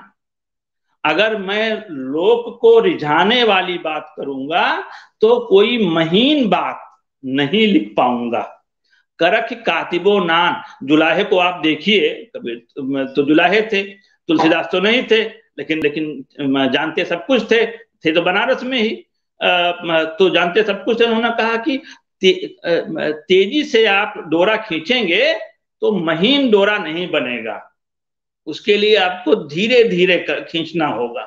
तो वैसे ही आप लोक को रिझाने के लिए अगर कविता लिखेंगे तो कविता बहुत भूंडी होगी, बहुत स्थूल होगी। लोक के दबाव से मुक्त होंगे तभी बेहतरीन कविता, उत्कृष्ट कविता रच पाएंगे। ध्वनि की रचना तभी कर पाएंगे, नहीं तो उसी सपाट बयानी में रह जाएंगे, उसी स्थूल अर्थ में रह जाएंगे। मुझे लगता है कि जो टूटी फूटी बात थी मुझे कहनी थी वो कह दी। मैं अध्यक्ष जी को सुनना चाहता हूँ। आदरणीय महेंद्रपाल शर्मा जी, आप से पहले मैं बोला आदेशानुसार, तो मैं क्षमा प्रार्थी हूँ, लेकिन मैं आपको सुनना चाहता हूँ। मैं जननीति प्रतिष्ठान के प्रति बहुत आभारी हूँ ये अवसर देने के लिए। मैं अपात्र हूँ, ये विषय मेरा नहीं है, लेकिन अपने साथियों के बीच में तो आप तो कुछ ना कुछ बोल ही देते हैं। तो मैं संतोष कुमार भारद्वाज जी का बहुत आभारी हूँ कि उन्होंने जिस तरह से परिचय दिया उसमें मैं संकोच से थोड़ा सा झुक भी गया, थोड़ी सी परेशानी भी हुई, लेकिन फिर फिलहाल अपनी प्रशंसा किसे अच्छी नहीं लगती। तो बहुत बहुत धन्यवाद पूरी टीम को, जो और लोग भी काम कर रहे होंगे जननीति प्रतिष्ठान में, उन सबको शुक्रिया। धन्यवाद सर, बहुत सुंदर आपने वक्तव्य दिया। लगातार पहले नहीं सर, ऐसा नहीं है, आपने विषय के साथ एकदम न्याय किया है, क्योंकि लोकमत वास्तव में होता क्या है और राम कथा लोकमत में क्यों इतनी प्रचलित है। तो आपने एकदम सैद्धांतिक और व्यावहारिकता कि वास्तव में लोकमत को हम किस रूप में जानते हैं। और कोई भी राम कथा केवल तुलसीदास की बात नहीं कि आप सीधे सीधे सैद्धांतिकता से लेकर आए कि काव्य और कवि की क्या गुण होने चाहिए और क्यों राम कथा इतनी लोकप्रिय है, क्योंकि कवि भी उतना ही महत्वपूर्ण है और कविता के गुण और उसमें जो चरित्र हैं उनकी क्या विशेषताएं होनी चाहिए। और इसके अलावा आप जिस प्रकार से भक्ति का रीति काल में आए और लोग मत की स्वीकार्यता, सही बात है कि विभिन्न भाषाओं में है, विभिन्न कवियों के यहाँ है, विभिन्न कालखंडों में है, सबके यहाँ। तो आप जिस प्रकार से, मैं सुन रहा था कि रीति काल में आप केशव की बात रामचंद्रिका कह रहे थे, तो रामचंद्रिका के रचने के पीछे की जो पृष्ठभूमि है, यह निश्चित रूप से सर आपके गहरे अध्ययन का ही प्रभाव कि आप उस पृष्ठभूमि पर ही बात कर रहे थे लगातार। तो बहुत अच्छा लगा सर। निश्चित रूप से मुझे तो व्यक्तिगत रूप से लाभ हुआ कि राम कथा के कितने सारे मत हैं, और पूरे सिद्ध साहित्य से लेकर तुलसीदास तक। हालांकि बस एक रह गया कि थोड़े तुलसीदास पे सर आपको और सुनना था मुझे। कोई नहीं, अगली बार फिर सुनेंगे, वो आपने कह भी दिया।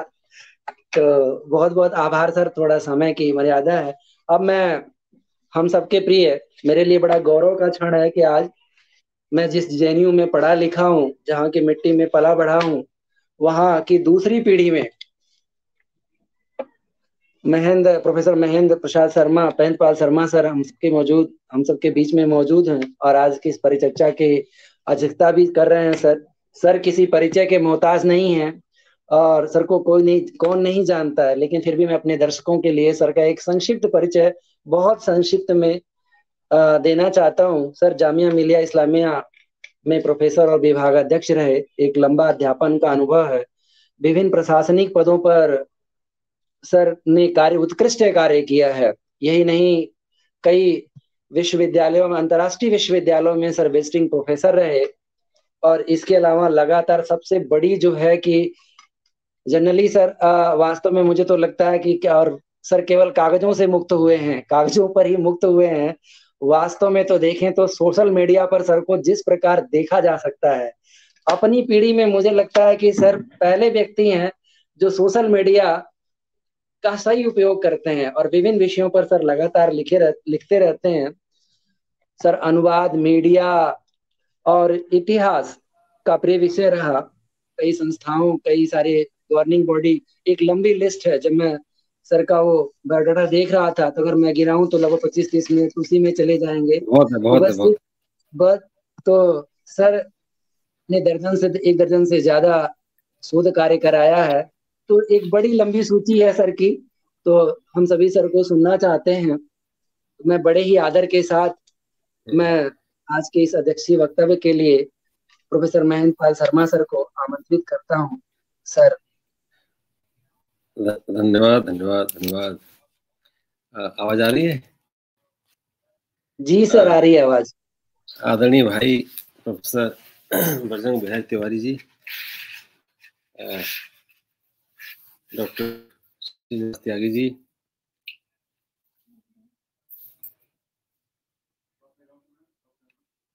संतोष कुमार भारद्वाज जी, आवाज आ रही? नहीं आ रही? आवाज आ रही है इससे? हाँ, आवाज अच्छी आ रही है। आवाज आ रही है। मैं बहुत आभारी हूँ कि आपने मुझे आज इस कार्यक्रम में आने का अवसर दिया, और इसलिए और भी ज़्यादा आभारी हूँ कि मुझे प्रोफेसर तिवारी जी को सुनने का अवसर मिला। ये कोई बहुत अतिशयोक्ति न होगी यदि मैं ये कहूँ कि राम कथा और लोकमत पर जितना सुंदर व्याख्यान बजरंग बिहारी तिवारी जी ने दिया, वैसा मैंने कम सुना है। ये मैं बिल्कुल उनकी उपस्थिति की वजह से नहीं कह रहा हूँ, ये पीछे में होता तब भी यही कहता है। उसका कारण है कि जो विषय है वो बहुत ही व्यापक विषय है, और उस व्यापक विषय को उन्होंने लगभग 1 घंटा 10 मिनट से अधिक, या कहिए उसके आसपास समय में समाहित किया है। ये भी बहुत स्पेशल की बात है। और जो मैं यात्रा कर रहा था, यानी कि रामायण से करके और राम की शक्ति पूजा तक या बाद तक जो उनकी टिप्पणियां थी, वो बहुत ही दिलचस्प और कहे कि आगे आने वाले लोगों के लिए शोध के विषय हो सकते हैं। जिस तरह के सूत्र उन्होंने छोड़े और जो 2 उदाहरण उन्होंने दिए, बहुत ही सटीक, एक केशव का और एक तुलसीदास का।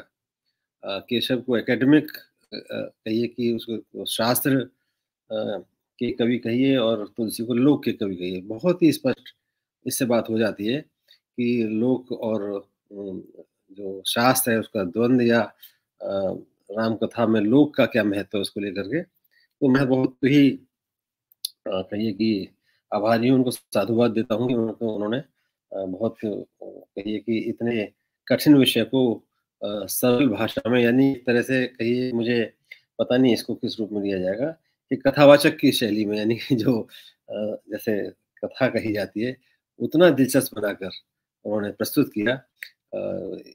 इतने कहिए गूढ़ विषयों को, ये जिसमें शास्त्र भी था, जिसमें संस्कृत का के उदाहरण भी थे, जिसमें आदिकाल की बातें भी थी, जिसमें मध्यकाल के राजनीति और भक्ति और साहित्य को समाहित किया था। यानी बहुत ही यानी एकेडमिक इंटरेस्ट का व्याख्यान रहा। मैं उनकी तारीफ करके अपने आप को गौरवान्वित महसूस कर रहा हूँ कि मैं उनके व्याख्यान से बहुत ही लाभान्वित हुआ। और ये जो आप कार्यक्रम चलाते हैं वाकई बहुत अच्छा है, और इससे बहुत लोगों तक आप पहुँचते हैं, क्योंकि कोरोना ने और कुछ दिया हो न दिया हो, लेकिन लोगों को तकनीक रूप से सक्षम बना दिया कि अब घर बैठे हम दूर तक यानी वर्चुअल कॉन्फ्रेंस के ज़रिए कार्यशाला के माध्यम से लोगों तक पहुँचते हैं। और इसमें ना कहीं बारिश का डर होता है, ना आंधी-तूफ़ान की बात होती है, ना आप बच सकते हैं। और मुझे लगता है कि जो अध्यापन है अध्यापक के लिए काफ़ी भारी हो गया है, क्योंकि वो छूट भी नहीं ले सकता कि सर मैं आज नहीं आ सकता, या क्योंकि उसे आना तो है ही नहीं, घर से ही बोलना है, तो ज़्यादा पढ़ाई हो रही होगी। और छात्र भी क्योंकि वो चाहते हैं कि अध्यापक के संपर्क में रहें, तो बहुत ही सशक्त माध्यम ये है। और इस माध्यम से आज हमने लोक मत और जो राम कथा, मैं पहले ये सोच रहा था कि शायद ये बात तो तुलसीदास के संदर्भ में ही होगी या रामचरितमानस के संदर्भ में होगी, लेकिन जब मैंने तिवारी जी का व्याख्यान सुना तो लगा कि ये तो बहुत ही व्यापक विषय है। जब से यानी आदि वाल्मीकि, आदि कवि वाल्मीकि से लेकर के और तुलसी तक। हालाँकि मैं ये मानता हूँ और मुझे लगता भी है कि सबसे ज़्यादा जो पॉपुलर है लोक में वो रामचरितमानस ही है। और संतोष भारद्वाज जी ने कहा भी कि बचपन में गाँव में रामलीलाएँ देखा करते थे। हालाँकि उसकी जो थोड़ी चमक है, वो टेलीविज़न के आ जाने से थोड़ी कम हुई है, क्योंकि लोगों का ध्यान जो है मोबाइल और टेलीविज़न पर आने वाले कार्यक्रमों की तरफ गया है। वरना बहुत बड़ा कहिए कि मनोरंजन जो शब्द मैं जुड़ रहा हूँ, साधन हुआ करता था रामलीलाएँ, जो गाँव में होती थी। और अ, मुझे याद आ रहा है जब मैं छोटा था तो पीढ़ा लेकर के हम पहुँच जाते थे मंदिर के सामने, वहाँ रामलीला शुरू होती थी। मेरे गाँव के लोगों की ही कंपनी थी वो, गाँव के लोग थे। 2 भाई, एक पतला और छोटा था और दूसरा बहुत भारी था। तो जो भारी वाला था वो रावण बनता था, और छोटे वाला और रोल करता था, लेकिन बहुत अच्छी भूमिका निर्वाह करता था। जो दुबला-पतला था वो अ, रावण की भूमिका वो उसको मिलती थी, और ऐसा टेढ़ा होकर कर बैठता था। मतलब कई बार लगता था कि अब तो लगता है हँसी आती है, ऐसा कमज़ोर-सा व्यक्ति रावण जैसे व्यक्तित्व का भूमिका निर्वाह करेगा। तो ये वो थी। और एक बात और मैं कह रहा लोक लोक की जो बात है, यानी लोक में लोग बहुत अच्छा अभिनय करता था राम का, जो जो जो चरित्र था, वो था कैरेक्टर, जो पात्र था, और वो लेकिन रंग में काला था, और थोड़े उसके चेहरे पर माता के निशान भी थे। लेकिन बहुत ज़बरदस्त वो राम की भूमिका निभाता था। और जो बाकी जो लोग थे वो थोड़े उनसे सुंदर थे। तो हमारे शहर के पास में यानी बुलंदशहर में, हमारे गाँव के पास जो शहर था बुलंदशहर, वहाँ दशहरे के मेले पर उनको 2 बार ठेका मिला वहाँ रामलीला करने का। तो उसमें मैंने देखा कि जो राम का जो अभिनय करने वाला व्यक्ति है, उसको उन्होंने मेघनाद बना दिया था, और जो अभिनय बिल्कुल नहीं कर पाता था क्योंकि रंग देखने वाले में सुंदर-सा था, उसको राम की भूमिका दी गई थी। वो राम का बोल कुछ नहीं रहते, बस वो दशहरे के दिन जो निकलती है ना, जो झाँकी निकलती है उसमें वो, तो मेरी समझ में उन दिनों उस समय तो आया नहीं कि क्या बात है। बाद में, बहुत बाद में जब मैं बीए में पढ़ने लगा तो मैंने पूछा, तो कहा कि जो चंदा देने वाले लोग हैं, जो जो रामलीला कराते हैं शहर में, उनकी ये मांग होती है कि सुंदर लगने वाले जो चरित्र हैं वो सामने आए और वो कोई ऐसा न दिखे कि जिसमें कोई खोट हो। ये तो लोग देखिए क्या चाहता है, मैं ये कहना चाहता हूँ उसे कथा में उतनी दिलचस्पी नहीं है, वो चरित्रों के में उनके वो अभिनय करने वाले जो पात्रों में ज़्यादा उनकी रुचि होती है, ये रूप था। तो मैंने जब आपने बाहर का ज़िक्र किया तो हमारे साथ एक प्रोफ़ेसर थी वहाँ पोलैंड में, प्रोफ़ेसर दानुता स्टाशिक, उनकी पीएचडी रामकथा पर है और वो एक बार भारत आईं अपने प्रोजेक्ट के सिलसिले में और तो जो कुँवर नारायण थे, कवि कुँवर नारायण थे, वो गए थे उन दिनों वहाँ, उनसे बात हुई थी और उनका वो अयोध्या के रहने वाले थे, कुँवर नारायण, उनका घर है वहाँ अयोध्या में। तो उन्होंने कहा कि मैं अयोध्या जाऊँगी तो वहाँ रहकर जितनी भी राम कथा की प्रतियाँ हैं, रामचरितमानस की प्रतियाँ हैं, तरह-तरह के लोगों द्वारा लिखी गई मतलब जो वैरायटी है, उसका अध्ययन करना चाहती हूँ, तो भारत आई थी।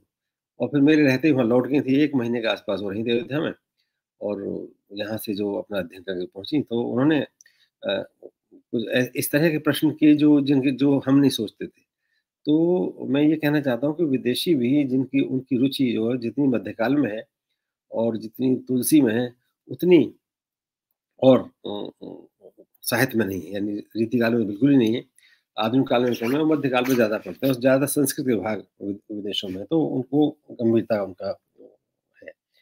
अब यानी कि एक कथा मुझे याद आ रही है, घटना याद आ रही है मतलब लिटिल लिटिल मैगज़ीन एक नाम ही है उसका लिटिल मैगज़ीन, एक पत्रिका निकलती है मयूर विहार में, उसमें मैं एक एक शायद कहानी थी पढ़ रहा था। तो वहाँ सीता में सीता को जो त्याग दिया गया है, लक्ष्मण छोड़कर आ गए हैं, तो वहाँ घूम रही हैं वो। तो जंगल है, कुछ ऐसा है नहीं कि जिससे ना कोई आदमी मिलता है उनको कोई नहीं है वहाँ। ये शायद आश्रम में में पहुँचने से पहले की स्थिति है उनकी। वो छोड़ आए थे आश्रम में तो लेकिन वो घूम रही थी फिर भी। तो एक उन्हें बगीचा मिलता है बहुत सुंदर। उस बगीचे में सुंदर फूल खिले हुए हैं और वो एक फूल को तोड़ना चाहती हैं। जैसे ही उस फूल को तोड़ती हैं आवाज़ आती है, कौन है जो मेरी वाटिका में से ये फूल चुरा रहा है? तो देखती हैं इधर-उधर तो एक महिला उधर सामने से आती है। तो वो महिला आके सीता को देखती हैं और उनके फूल हाथ फूल पर टिका हुआ है। तो वो कहती हैं कि आप यहाँ कैसे? तो और ये मेरे बगीचे का फूल क्यों तोड़ रहे हैं? तो उनको देखती देखती हैं लेकिन पहचान नहीं पाती। तो कहते उस वो कहती है कि मैं मुझे पहचाना तुमने? मैं कौन हूँ? तो क्यों सीता नहीं पहचानती तो कहती है मैं शूर्पणखा हूँ और ये सब मेरा है बगीचा। सुंदर जी मैंने ही इसको पाला है, बड़ा किया है और इसको इस लायक किया है और आप बिना मेरी अनुमति के यहाँ से फूल तोड़ रही हैं। तो कहती है मुझे सुंदर लगा इसलिए मैंने इस फूल को तोड़ना चाहा। तो सुपर्णखा कहती है मेरा क्या दोष था फिर? मैंने भी तो सुंदर राजकुमारों से शादी की बात सोची थी और मेरा ये परिणाम हुआ। और आप यहाँ कैसे? आप तो राजकुमारी हैं, राजा राजा की पत्नी हैं, यहाँ जंगल में कैसे आईं? आपके साथ क्या हुआ? तो मैं ये कहना चाहता हूँ कि जो स्त्रियों की जो आपस की जो दशा है, उसको बड़ा सुंदर तरीके से उस आर्टिकल में उन्होंने दर्शाया था। किसी किसी कहानी पर लिखा हुआ लेख था, मुझे ठीक से याद नहीं आ रहा है, सच में मुझे इस बारे में तैयार होना पड़ा। तो ये लेयर्स हैं बहुत सी, यानी कि जो जो चरित्र हैं रामचरितमानस के, यानी पूरा युग है उसमें। अभी तिवारी जी ने जो कहा कि वो अ अ, राम वो लोक अ की बात है, वो अपने यानी उनके पूरे जीवन में परिलक्षित होता है। जो जो लोग हैं अपने साथियों को छोड़ नहीं जाना चाहते या लोग के कारण से ही अपनी पत्नी तक को त्याग देते हैं। यानी ये सब पूरी कथा में चीज़ है। वहाँ जब सीता के हर लिए जाने पर वो जंगल में है, ये प्रसंग आता है रामचरितमानस में। तिवारी जी को ज़रूर उसका स्मरण होगा। तो हे खगमृग हे मधुकर श्रेणी तुम देखी सीता मृग नैनी। तो एक आम आदमी विलाप करने लगते हैं, जैसे आम आदमी होता है। किसी के मान लो कोई चोरी हो जाता है और सबसे पूछता है, जिसके बारे में पता भी नहीं, उसको पता होगा या नहीं पता होगा, उस तरह से पूछना चाहता है, भाई तुमने देखा क्या? ऐसी स्थिति उनकी हो गई है। तो वो आम आम आदमी के धरातल पर जैसे उतरते हैं तो उन्हें वो तुलसी बचाते हैं कि नहीं ये तो भगवान ही है और क्योंकि लीला कर रहे हैं इसलिए ऐसा है कि आम व्यक्ति के रूप में उनको दिखना ही है। एक और यानी जितनी गूढ़ व्याख्या प्रोफेसर तिवारी जी ने की है, उस तरह की व्याख्या तो मैं न कर पाऊंगा, क्योंकि मेरा ये उस तरह का क्षेत्र नहीं रहा। लेकिन एक प्रसंग मैं बताना चाहता हूँ। केदार जी एक बार बता रहे थे हमें बातचीत में, हम जब गए, कि बनारस में एक व्यक्ति पहुंचा रामचरित चौपाई का अर्थ कराने के लिए, इस चौपाई का अर्थ करिए। तो उसने उसकी 13 व्याख्याएं की, 13 व्याख्याएं, और बोला कि यदि इससे ज्यादा व्याख्याएं आपको करवानी सुननी है तो ऊपर मेरे गुरुजी उनके पास जाइए। अब सोचिए कि एक हम लोग जब कक्षाओं में पढ़ाते हैं तो कई बार तो कंटेंट की कमी सी पड़ जाती है कि अब आगे क्या बताएंगे, क्या करें। और वहां देखिए कि रामचरितमानस की एक चौपाई की व्याख्या उसने 13, हमें तो याद, हम तो कर भी नहीं पाएंगे 2000। हालांकि प्रोफेसर बजरंग बिहारी तिवारी ने तो बहुत ही, यानी इतना एकेडमिक था वो व्याख्यान, उतना ही वो हमारे लिए, वो तो बहुत ज्यादा कहिए कि सहज रूप में हम उसको सुन पा रहे थे। मतलब ये उनकी शैली है, जो मैंने कहा ना कि कथावाचक की तरह पूरी बात उन्होंने कही, कि जैसे वो सामने के अपने जनसमूह को संबोधित करते हुए जो समझाते जाते हैं, उस तरह की शैली में बहुत ही अच्छा मुझे लगा। एक बात और इससे जुड़ी हुई है कि वो एक बार बता रहे थे, वो ये सुकुमार मिश्र, वो कह रहे थे कि चरण कमल बंदो हर राय। तो बोले राय पर जो क्या रामशंकर शुक्ल रसाल, जो हिंदी साहित्य का इतिहास लिखा, वो उनके गुरु थे, टीचर थे, पढ़ा था उन्होंने। तो बोले उसी पर शोध पढ़ाते रहे, शब्द पर ही राय की व्याख्या करते हुए। तो इसी शैली के का रूप में तिवारी जी के भाषण में देख रहा था। आप इसको अंदर से कि जितना लेयर्स हो सकती हैं किसी विषय की, उतनी उन्होंने उसकी व्याख्या की, और बहुत अच्छा लगा। मैं कहता हूँ समय बहुत ज्यादा हो गया है, पास कहने के लिए बहुत कुछ चीजें हैं, फिर कभी हम उस पर चर्चा करेंगे। मैं जन प्रतिष्ठान, जन नीति प्रतिष्ठान, लोकमत और रामकथा पर दिया है हमारे त्यागी जी ने, उनका बहुत आभारी हूँ। और वो अक्सर इस तरह का मुझे अवसर देते हैं, लेकिन समय बहुत कम देते हैं। उनका कहा कि आपको कल बोलना है, और जब जी नाम लिया तुरंत तैयार हो गया। मैं बिल्कुल, तो वैसे तो कोई समय मिलता नहीं कि उनसे संपर्क हो, बातचीत बहाने चाहिए। इस कोरोना काल में हम इसने इतने गूढ़ दिलचस्प तरीके से सुना। मैं सभी को साधुवाद हूँ, भारद्वाज जी को, तिवारी जी को और श्रीनिवास त्यागी जी को, इस प्रतिष्ठान से जुड़े अन्य लोगों को जो इस को सफल बना रहे हैं। बहुत बहुत आभार। धन्यवाद सर, बहुत बहुत आभार आपका। सच में आप हमारे धरोहर हैं, क्योंकि आपने जिन प्रसंगों की चर्चा करते हुए बड़े सहज से लोकमत में राम कथा की स्वीकार्यता को हम सबके सामने रखा, ये अद्भुत है। ठीक बात आपने कहा कि लोकमत जो है, राम कथा वास्तव में तुलसीदास की वजह से ही जीवित है, उनके रामचरितमानस की वजह से ही वो जीवित है। और जनरली साहित्य का देता नहीं हो, विद्वत समाज नहीं हो, तो वह इतना विस्तृत और व्यापक जा नहीं पाता। वह केवल राम काव्य, राम कथा तक ही सीमित हो जाता है। और हालांकि बहुत बढ़िया बजरंग सर ने बहुत लोकमत, ठीक सर आपने कहा कि उनका मैं सुन रहा था तो हर वो एक एक वाक्य दे रहे थे, तो वो शोध का विषय हो सकता है कि बड़े ही शानदार तरीके से उन्होंने जिस प्रकार सैद्धांतिक और व्यावहारिक दोनों पक्षों को रखा। क्योंकि लोकमत आज समझ में स्वयं मुझे भी आया कि लोक में कितने मत हो सकते हैं, और राम कथा को लेकर इतने सारे मत हैं। और इसीलिए है कि आप दक्षिण में जाएं तो उनका अपना मत है राम कथा को लेकर, हिंदी पट्टी में अपना है, विदेशों में अपना है, स्वयं उत्तर उत्तर भारत में ही रामकथा को लेकर है। और वो जिस तरह भारतीय काव्य शास्त्र का उदाहरण देकर वो अपनी बात रख रहे थे, निश्चित रूप से अद्भुत है। और निश्चित हमारे श्रोताओं को बहुत लाभ हुआ होगा। और आप दोनों का सर हृदय से आभार। अब मैं इस जन नीति प्रतिष्ठान के कर्ता धर्ता संचालक बड़े भाई श्रीनिवास त्यागी सर को आमंत्रित करता हूं धन्यवाद ज्ञापन करने के लिए। श्रीनिवास त्यागी सर गार्गी कॉलेज में एसोसिएट प्रोफेसर हैं, जल्दी ही प्रोफेसर के पद पर सुशोभित होने वाले हैं, और मेरी शुभकामना है कि वो। तो सर आप धन्यवाद ज्ञापन करें हमारे अतिथियों का। श्रीनिवास त्यागी सर, बहुत बहुत धन्यवाद संतोष जी, सुंदर संचालन के लिए। परम आदरणीय गुरुवर श्रद्धेय प्रोफेसर महेंद्रपाल शर्मा सर, आपका स्नेह और आशीर्वाद बहुत संक्षिप्त समय में भी हमको मिल जाता है और इतना विश्वास रहता है कि सर हमारे लिए मना नहीं करेंगे।